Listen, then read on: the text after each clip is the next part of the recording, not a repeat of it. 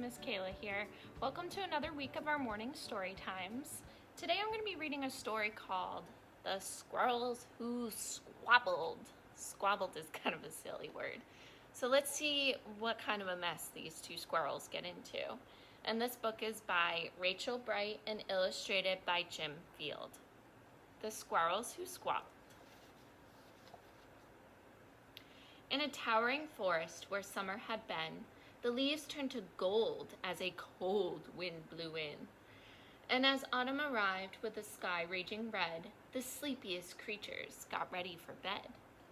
While up in a tree swung a flighty young squirrel, who everyone knew as Spontaneous Cyril.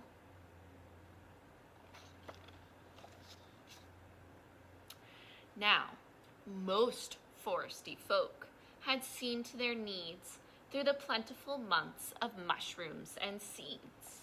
They built up their stores so they'd all be well fed through the frosting of winter that glittered ahead. But Cyril, he lived in the now and the here. He'd adventured and partied his way through the year. So his cupboard was empty, was hollow and bare. He hadn't a mouthful of food anywhere. Uh-oh, gonna be hungry. But wait, what was that? Over there, take a look. A single lone pine cone wedged in a nook. He squealed with delight, and for a very good reason, for inside were the very last nuts of the season.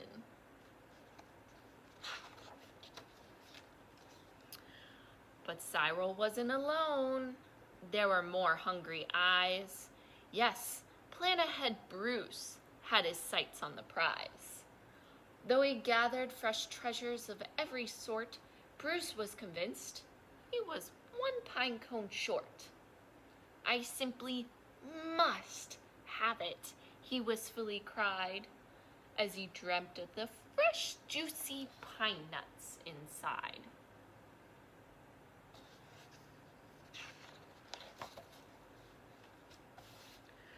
So as Cyril set off on his way to the ground, Bruce, he was also last pinecone bound. They sprinted and scurried with no time to gamble. They scratched at the bark in their scampering scramble. But their panic and haste shook the tips of the spruce, and the pine cone, it trembled. And then it came loose.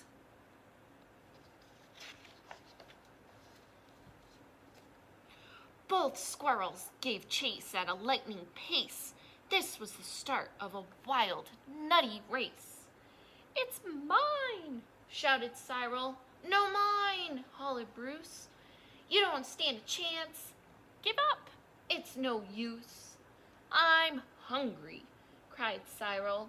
"This cone is not yours." "Stay back," shouted Bruce. "This cone's for my stores."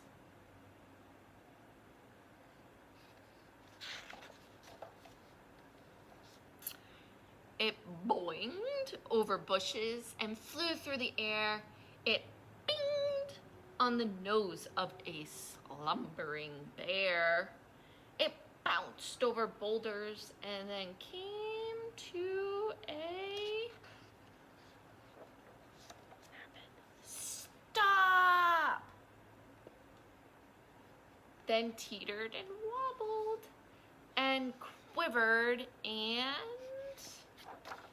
plop in the water. Both squirrels followed. Oh, the water was fast. Would they learn that they needed each other at last?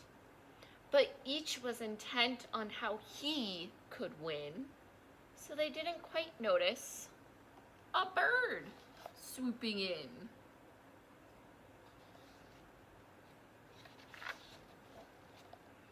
Cyril and Bruce, they watched in dismay as their cone disappeared up, up, and away. "Come back!" shouted Cyril. "There are nuts!" exclaimed Bruce. but all hope was gone. It was simply no use. And meanwhile, they drifted right up to the edge. Greed, it was driving them over the edge. Cyril and Bruce, they had taken a fall. They were paying the price for wanting it all. They squandered their chances to team up and share. Would their nutty young hopes simply end in despair?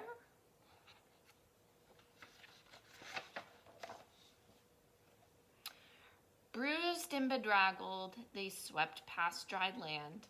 Cyril grabbed at a branch with a trembling hand. Catching Bruce with the other, he heaved and he huffed and pulled him to safety with pantings and puffs. They dragged themselves up the sputtering rills. Then Bruce looked at Cyril and... let's see what happens. Exploded in giggles. How silly we are, he managed to mutter. How greedy I've been, he proclaimed with a splutter. We shall change from today, may the squabbling cease. We should celebrate, seeing we're both in one piece.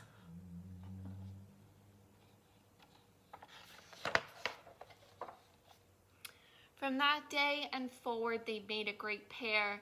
They would gather together and found they could share. Yes, Cyril and Bruce, they knew in the end.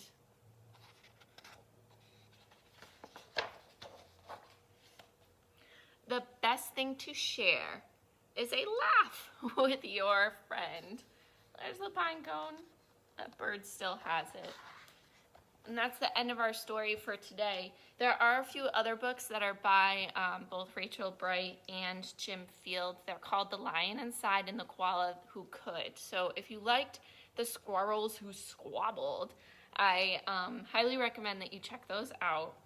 Sometimes we all can squabble, especially with siblings and being cooped up in the winter. So I thought this was a really good story because it's better when you share and then everyone gets a piece, right?